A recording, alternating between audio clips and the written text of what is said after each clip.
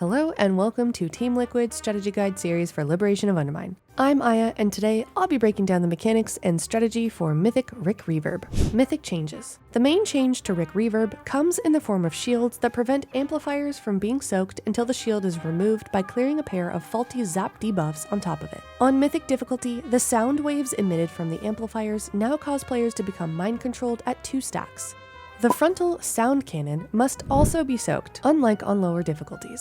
If players become mind-controlled during the main phase, they can be damaged and freed. However, if they are mind-controlled during the intermission, they will die.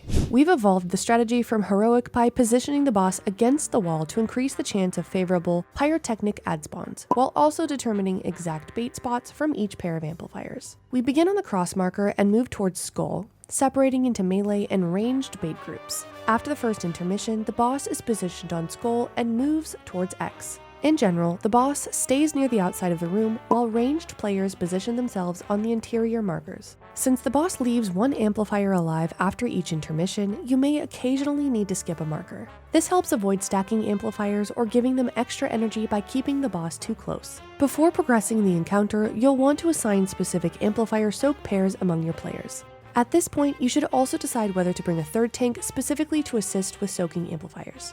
When it comes to marking amplifiers to enable weak auras and ensure clarity, you have 2 options. 1. Use a boss mod such as Bigwigs or DBM to automatically mark them. This can be inconsistent as the amplifier assigned to a soak team may vary between pulls. 2. Use a focus macro to manually mark amplifiers. The first option shifts responsibility to the players to identify and mark the correct amplifier, while the second removes that responsibility but might introduce inconsistency. If you'd like to manually mark, we will show a macro that may be used here.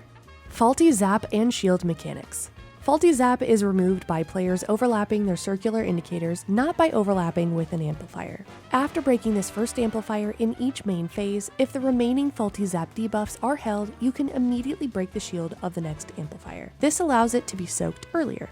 One of the most common causes of wipes on Rik Reverb is the failure to kill Pyrochnic Ads. As a result, all ranged players should prioritize ads that spawn outside the group. If damage on these ads is not consistently strong, melee players should get off the boss to ensure they are killed reliably.